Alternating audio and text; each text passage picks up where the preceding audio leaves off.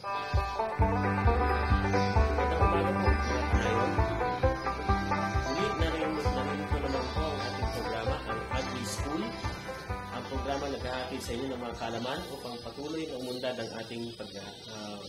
ating industriya ng paghahayupan at agrikultura. Ngayong umaga, ating kakapanayamin ang isa sa mga matatagumpay na nag-aalaga ng baboy dito sa bayan ng San Ildefonso, Bulacan, walang iba kundi si Ginoong Don Francisco. Siya po ang may-ari ng RGF Farm na isa sa mga kinikilala dito sa lugar na ito. Magandang umaga po, Ginoong Francisco. Para po sa kaalaman ng ating mga tagapakinig, Ginoong Francisco, kayo po ay nagsimula po mag-alaga ng baboy noong mga anong taon po kayo? 14 years old. So medyo matagal na po na nagsimula po kayo. Sa ngayon po, ilan po ang inyong inaalagaan baboy sa kasalukuyan? Sa 200 po na inahin. Maaari po ba ninyong ikwento, Ginoong Francisco, kung paano po nagsimula ang inyong pagninegosyo po ng pag-aalaga po ng baboy? Umpisa ko talagang mga magulang ko, nagugulay sila sa palay, sa bukid. Talagang agrikultura din po yung pinagsimula. Nakakuha ko ng konting puhunan doon. Ibinili ko ng broiler, 45 days. Manok. Nag-alaga ako ng 20 heads. Napaikot ko ng 50. Nagkaroon ako ng idea ng mag-alaga ng baboy. Bumili ka ng 2 bake. So 2 bake ang pinagmulan ng inyong pag-alaga ng baboy? Pero sinabayan ko siya ng baboy kalabaw. Dahil doon, nag-ikot-ikot ko siya. Tapos, nagkaroon ako ng konting puhunan para bilhin yung lahat ng ayos na yun. Nakita ako ng magandang potential ng baboy. So baboy po ang talagang ginawa niyong concentration.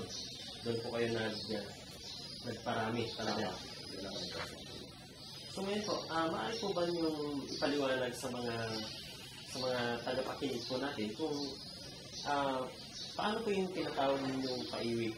Yung bang pinagsimulan ninyo ng pag-aalaga ng baboy? Yung paiwi system. Ang paiwi, kasi konti pa nga lang ang puhunan namin, naisip ko na magpaiwi dahil wala na akong masyadong puhunan doon. Una-una, labor, housing, sa kanila na yun, sa paiwi na yun. Ang akin lang, yung biik, pagkain, gamot at puhunan. So ang mangyayari po niyan, kayo po ay hahanap po ng kapartner, kumbaga, tapos ibibigay nyo sa kanya yung baboy, yung biik, at siya po yung mag-aalaga. Sa kanya po yung kulungan. At labor, mga kuryente at kung ano-ano pa, siya ang mag-aalaga ng baboy, kayo po ang magbibigay sa kanya ng pagkain, mga gamot at mga bakuna. Tama po ba? At pagkatapos po ng bentahin na po yung baboy, paano po ang hatian po ninyo?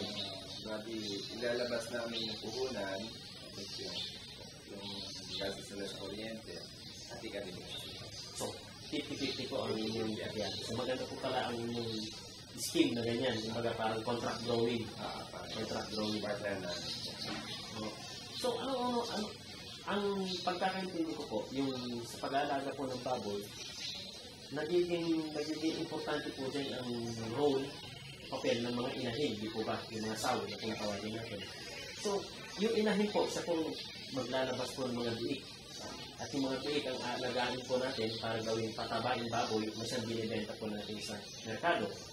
So, ano-ano po ba yung mga, tingin nyo ay mga basic na kailangan po sa pag-aalaga po ng inahin upang ang mga inahin na ito ay maglabas po ng kalidad ng mga biik na ating alagayin?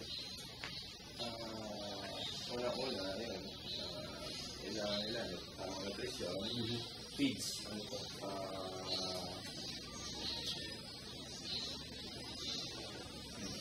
Kumbaga yung mga maliban po sa tamang alaga, tamang alaga, management. magandang housing, Komportable sila, kumbaga, hindi sila nainitan, hindi sila nauulanan, nilalamig. tapos bakuna na rin para hindi sila kasakit. So, yun po, yung mga sa inyong pananaw ay importante yung mga bagay. Ano po? So, gaano po ba katagal? Kunwari, ang isang inahin, gaano po katagal ang kanyang pagbubuntis? Ilang araw po yung inaantay po yung kanyang bago siya maglabas ng hindi? Nasa ano siya, 110 to 114 days. Okay. So, mga 3 months din po mahigit. Ano po? So, ibig sabihin po, sa loob ng isang taon, 2 beses po pwedeng manganak ang isang inahin. So, malaki din po pala. Sa loob po pala ng isang taon, kayang maglabas ng inahin ng 2 panganganak na di po ba ang anak maramihan ng isang inahin ay 10.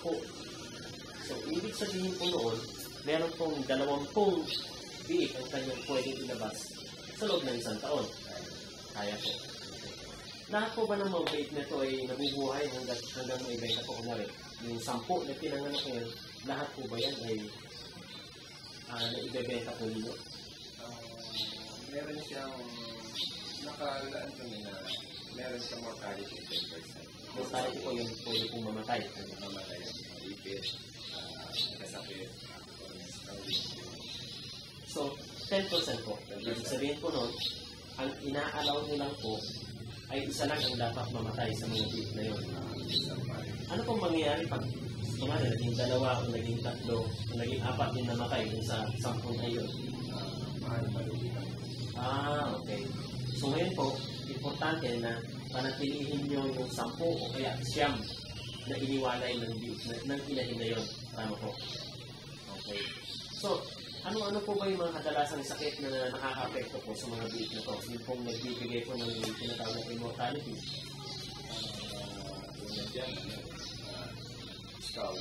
Scouting. Yan po yung pagkakain. Pasantabi po sa mga kumakain. Pero ito po ay isang major na sakit po ng mga biik. Ito yung tinatawag po natin scouting o diarrhea. Tapos, kung wala ka namang bakuna, marami din sakit na maaaring kumangkad yan. Pero mga talaga. So sa ngayon po, lahat na rin po ng mga klase ng sakit talagang binabakulan na rin po. Ano po ang kadalasan ano po yung kadalasan po yung binibili o binibigay po sa mga piglets na to? Mas mataas po ba yung mga bilang ng mga antibiotics? Siguro sa ngayon, mataas na rin po yung gastusin o yung investment po ninyo sa mga antibiotics na to. Ano po? Antibiotics pa marami yung vitamins, kukuha naman yan sa feeds. Kayo po ba yung sarili na rin po pagawaan po ng feeds? Meron na rin. So, kayo na po ang nagpo-produce ng sarili yung pakain para sa mga alaga nyo.